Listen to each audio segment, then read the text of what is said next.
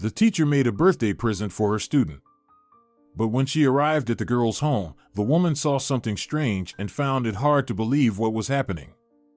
The bell rang, and the children, dressed in identical school uniforms, scattered with excitement to their classrooms. Young teacher Marie Claire picked up the class register and strode towards her students. Having recently graduated from university, she was passionate about her work. She adored children and endeavored to be a wizard for them, whose words build bridges between the world of knowledge and the hearts of her little pupils. In Marie's brown eyes, there always sparkled a bright spark, capable of igniting the flame of curiosity in every child, like a beacon guiding first graders on the path of discovery and learning. Marie often smiled. Her charming smile drew attention and inspired trust in the children's souls, filling the classroom with warmth and coziness. With such a positive teacher, every lesson turned into an exciting adventure, full of joy and excitement. Marie Claire, like an artist, painted pictures with letters and numbers, revealing to the children the great world of words, ideas, and thoughts. She led little hearts with immense pleasure on the path to understanding, knowledge, and skill. The heart of the young teacher was always open to every child, ready to give love and care so that the students could grow and develop harmoniously. Marie strove to become not just a teacher, but also a friend to the first graders, nurturing a new generation. And she succeeded remarkably well. "Good morning, everyone," greeted Marie, smiling radiantly. "Good morning," chorused the boys and girls, standing up beside their seats. "Take your seats. Today, we will talk about animals that live in our forests. Who here has been to the forest with their parents?" One by one, the students shared their stories of trips. Some had seen squirrels in the forest, some had picked mushrooms, and some had even made a herbarium from dry leaves.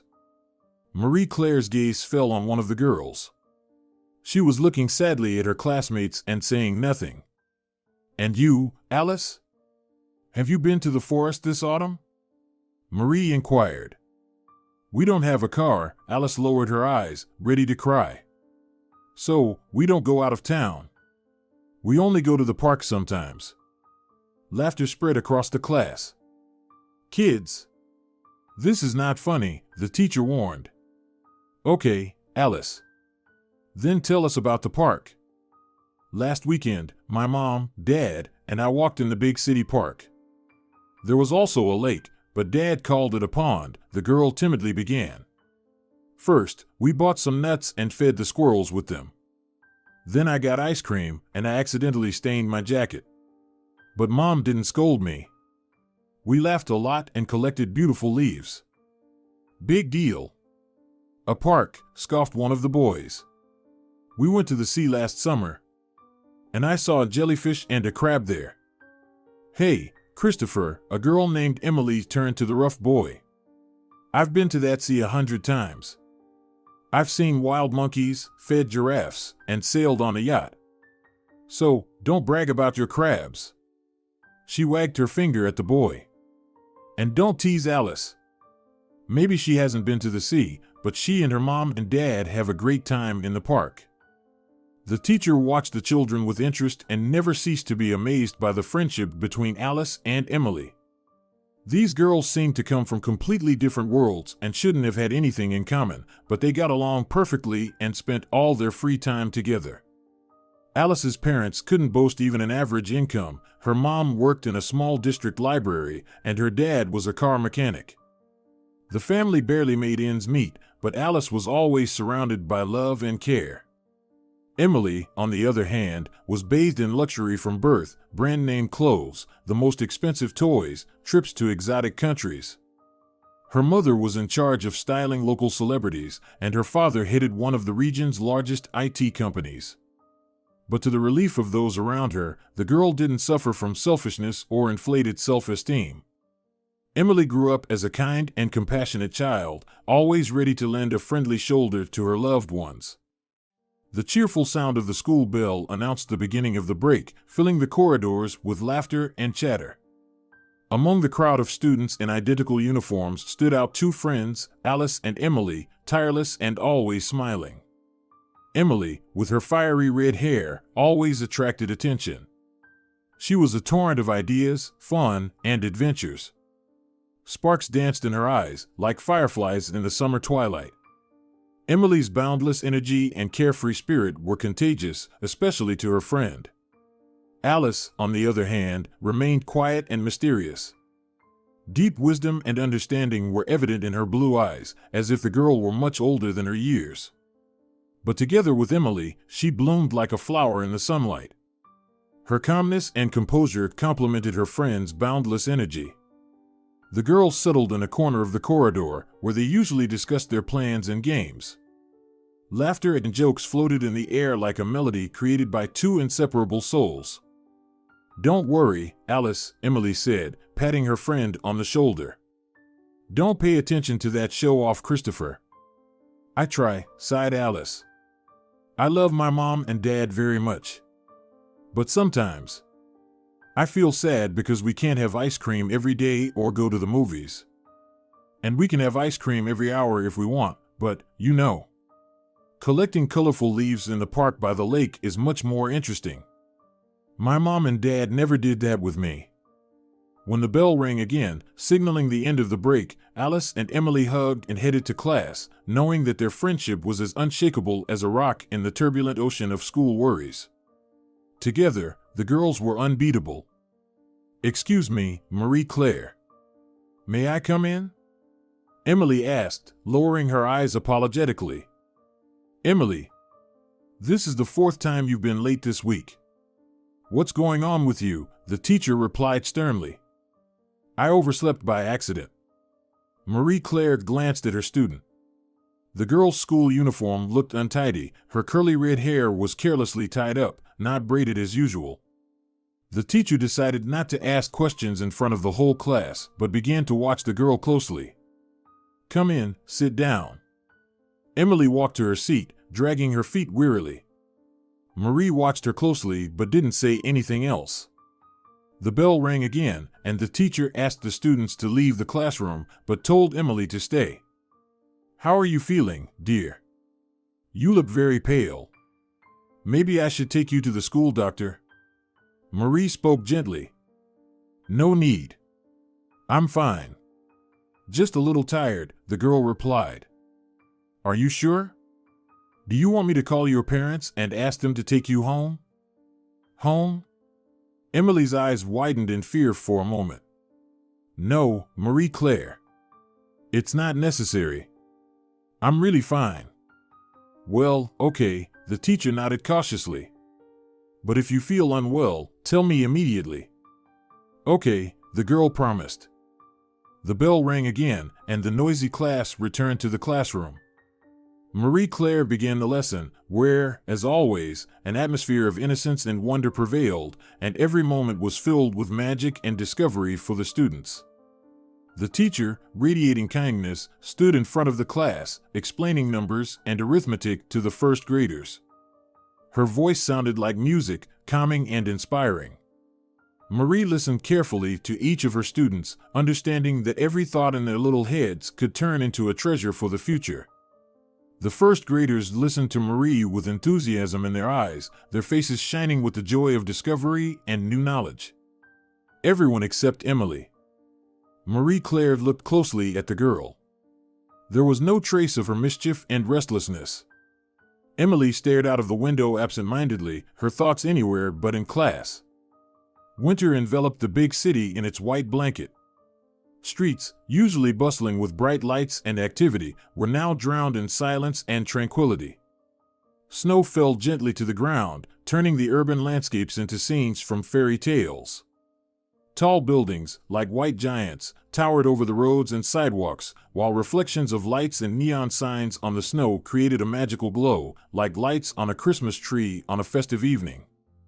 People wrapped in fluffy scarves and warm hats walked along the avenues, leaving traces in the fresh snow. Their breath rose into the air like steam from a warm cup of tea. Parks and squares fell silent, dusted and chilled. Here and there, ice towns were already being erected. In the yards, children played, rode sleds, and built snowmen, creating their own little winter wonders. Everything froze in the anticipation of the upcoming new year. In this frosty silence, one could easily hear the heartbeat of winter, pulsating in the rhythm of slow snowfalls, and feel its inspiring breath, filling every corner of the city streets with beauty. It was time to give grades to the students for the first half of the year. Marie Claire smiled as she traced her finger through the class register, assigning 5s and 4s, but she hesitated when she reached Emily's name. The girl's results were disappointing. In the first weeks of school, Emily was eager to learn, but in the last couple of months, she hadn't completed a single homework assignment and often seemed absent-minded in class. Marie picked up the phone and dialed Emily's mother's number. There was no answer. Then she called the student's father. "Hello, Alfred Watson. This is your daughter's school teacher, Marie Claire." "Hello," the man greeted quietly. "I need to talk to you seriously, Alfred. You see, I've been observing Emily for a while now, and I can see how much she's changed since the beginning of the school year. In September, her energy was enviable, but now, Emily hardly listens to me in class, doesn't do her homework, and looks unwell. It's as if she's fine." Alfred interrupted the teacher. Marie was taken aback by the unexpected outburst of aggression. She shook her head slightly to regain her composure, but the angry male voice from the phone continued to shout. "She has anemia. That's it. Do you understand, school teacher Marie Claire? My wife and I are already taking care of our daughter's health. We take her to doctors. So, leave her alone, both you and us. But, listen. Emily looks pale. She sits quietly all the time." The girl tried to reason. "Leave my daughter alone. Do you understand me? We'll handle it ourselves." Alfred abruptly hung up, not giving Marie a chance to insert a word. The teacher sighed. There's definitely something wrong with him. And Emily's condition is not just anemia, thought Marie, chewing on her ballpoint pen. Electric light embraced the girl's shoulders, while her mind was filled with scattered thoughts, conjectures, and doubts. In Marie Claire's class, there was a pleasant tradition. Both students and the teacher always prepared gifts for each other's birthdays. Marie would inform the boys and girls in advance about the approaching celebration, and the children secretly brought small presents to school and handed them to their classmate on the most important day. Spring came, and it was Emily's turn. Marie Claire had long been watching the girl and became more convinced that something was wrong with her. Over time, Emily lost her usual lively appearance. Sometimes she would withdraw into herself for long periods, as if hiding from the outside world, and simply sit, staring into space. A couple of times, the girl even fainted, deprived of senses. Emily stopped playing with other children during breaks, struggling with shortness of breath, and her short-sleeved uniform shirt was replaced with a fully covered one. Emily began to linger at school after classes, unwilling to go home, shut herself off, and stopped communicating with everyone except Alice. Marie tried to find out something from Alice, but she remained silent. Emily's parents also ignored the teacher. They didn't answer calls and didn't come to school despite numerous requests. And for Emily's birthday, the teacher developed a whole reconnaissance operation. Marie Claire pondered for a long time what to please the student with, and chose a set for needlework, which, according to Alice, Emily wanted. Marie made an effort and found the set in the largest box, so that it would be inconvenient for the little girl to carry it home by herself. The teacher had a plan. On Emily's birthday, sun rays penetrated through the windows of the classroom, as if accentuating a special solemnity. The air was filled with the anticipation of celebration. On one side of the classroom hung a bright ribbon made of colorful paper garlands and balloons ready to soar into the sky. On the board, adorned with cute drawings and congratulatory messages, there was a large picture depicting a smiling sun and fragrant flowers. Marie Claire gathered the students around a table adorned with bright candles and sweet treats with a smile. She raised her plastic cup of apple juice and, glowing with joy, began her ceremonial congratulations. Guys, you all know that today is a special day. The day when we celebrate the birth of our wonderful Emily. Loud applause followed, and the children's faces lit up with delight. They all awaited the moment when Emily would receive her congratulations and gifts. Emily, however, didn't even smile. Yet Mary Claire continued her congratulations, describing the qualities and achievements of the birthday girl, and every word was a resounding confirmation of Emily's uniqueness. Congratulations flew to the girl like flowers in a spring garden, filling the classroom with warmth and joy. Both the teacher and classmates wished her happiness, success, and the fulfillment of all her dreams. When Mary's speech came to an end, she signaled to the class, and the children shouted in unison, "Congratulations! Congratulations! Congratulations!" "Thank you," Emily nodded shyly. Mary Claire looked closely at her. She didn't see any excitement, joy, or interest in the little girl's eyes. Emily was filled with sadness. "Now let's have some cake," Mary announced, and the children burst into joyful squeals. After classes, when it was time to go home, Mary Claire helped Emily neatly pack all the gifts into bags. "Do you want me to help you carry all this beauty home?" the teacher asked affectionately. Emily glanced nervously at the 4 hefty bags, one of which contained a box too big for her to carry alone. "Isn't it too heavy for you?" she asked timidly. "Of course not. Let's go." All the way from school to home, Mary Claire tried to engage Emily in conversation, but she only mumbled and nodded.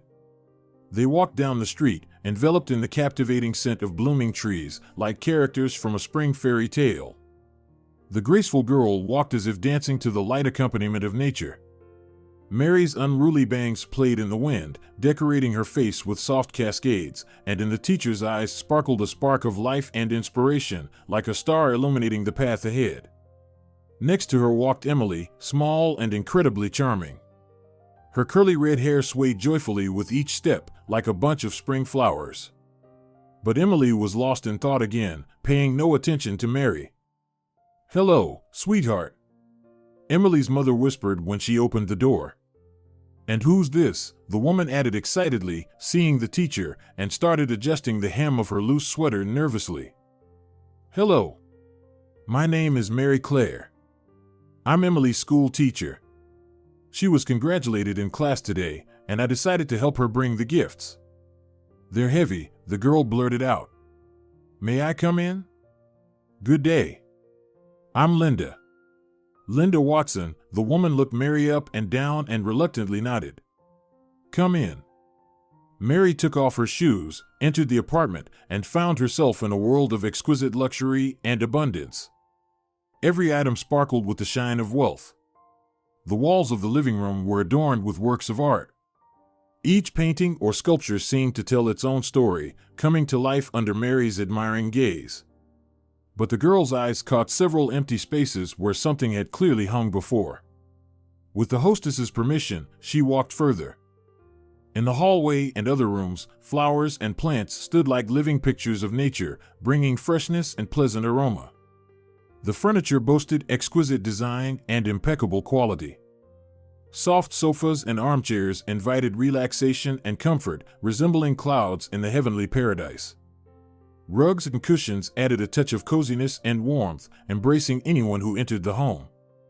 The spacious kitchen was filled with the scent of fresh fruits and expensive spices.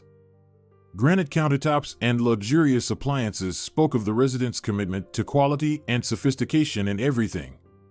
Luxury permeated every corner of this apartment, like a mantra of success and abundance, but something about all this perfection unsettled Marie. Turning to her students' parents, Marie immediately understood what had caught her attention. The man and woman were bustling too much.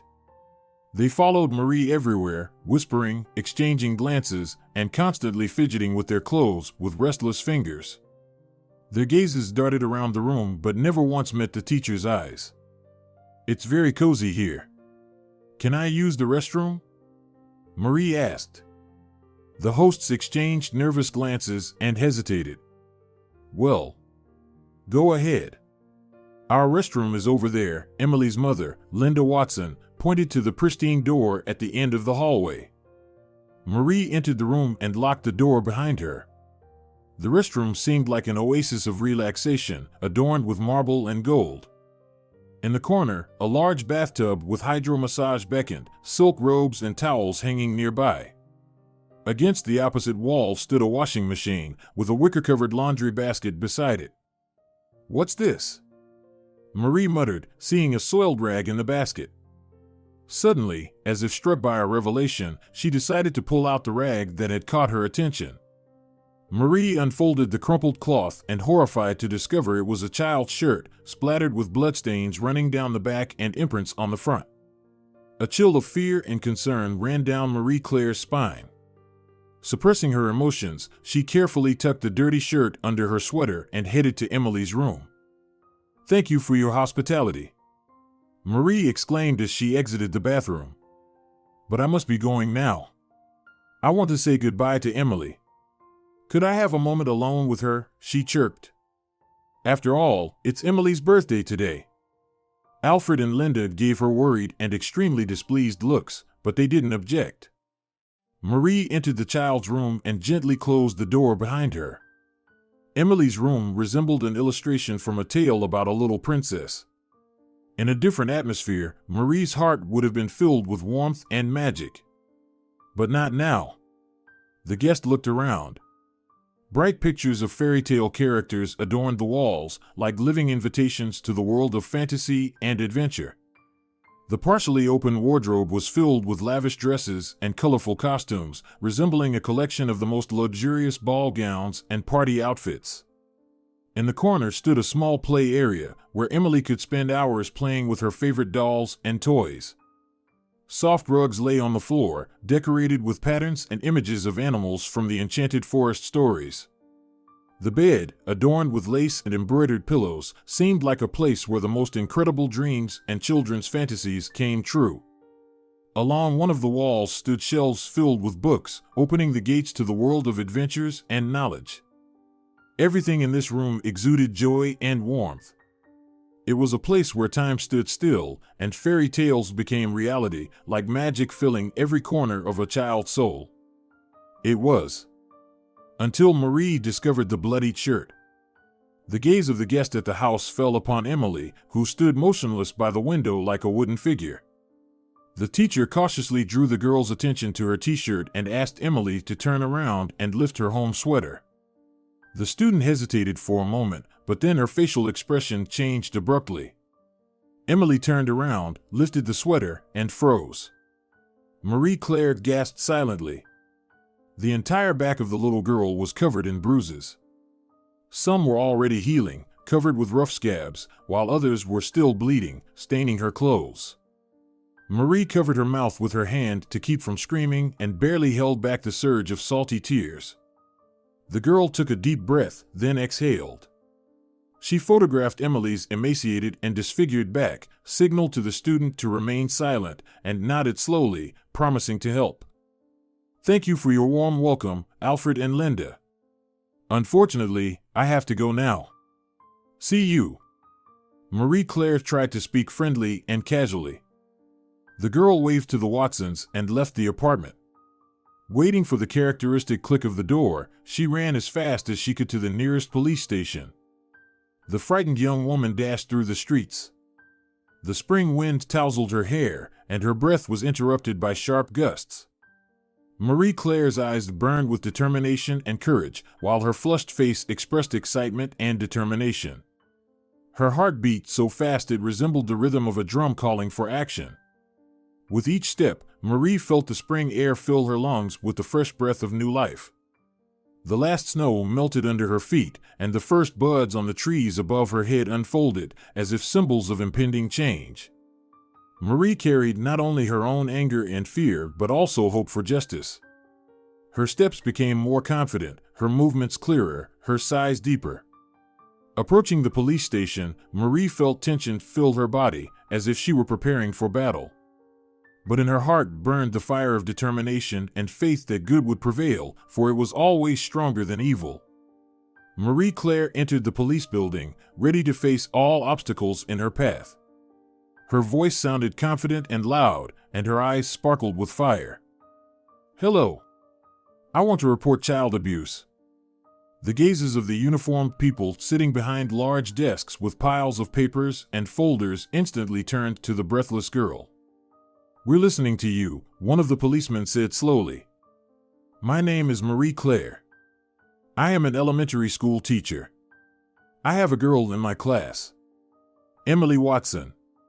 And I think, no, I am absolutely sure, her parents abuse her," the girl reported.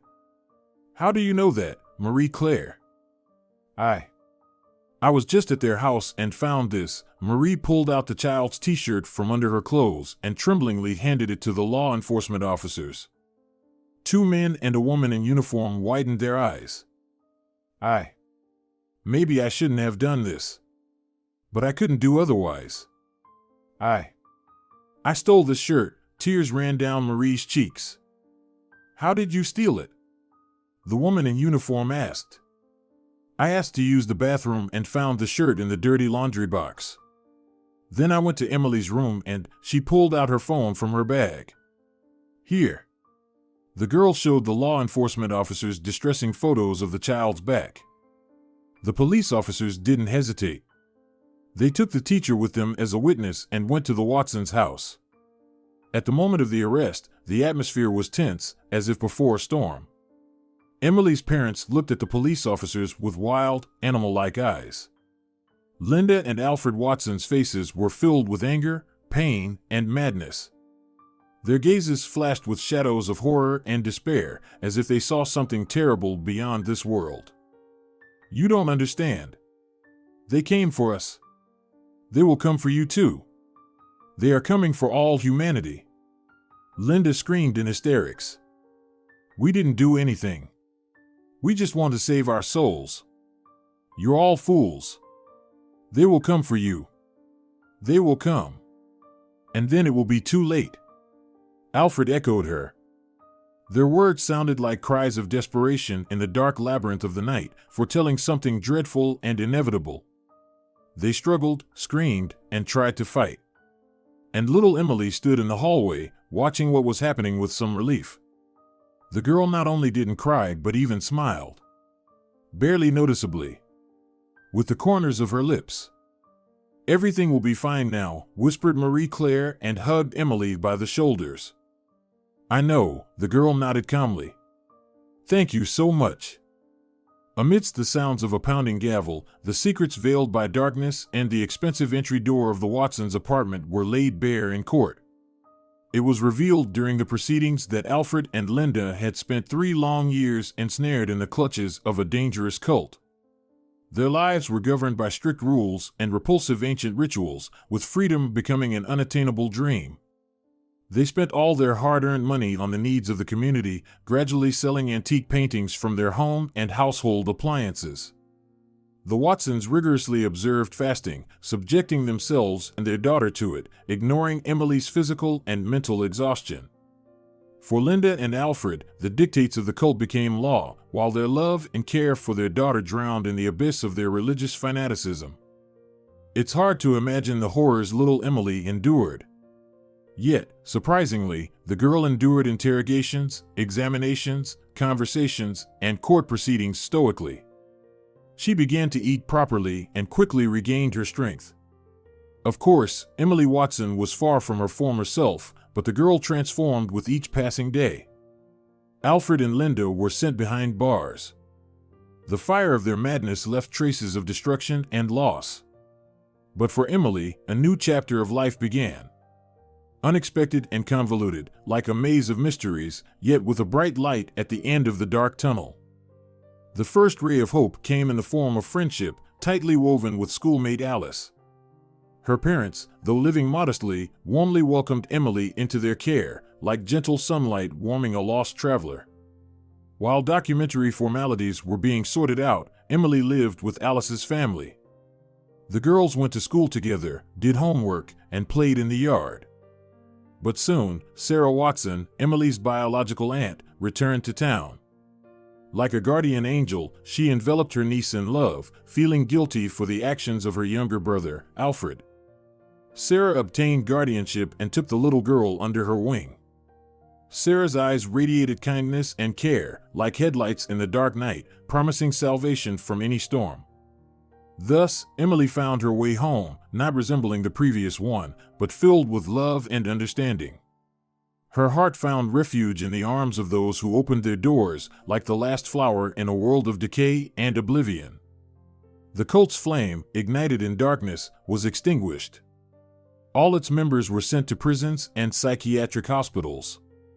Several years later, Linda and Alfred began sending letters to their daughter, like messages from the past, filled with regret and confession. They apologized for everything they had done. But they couldn't change anything.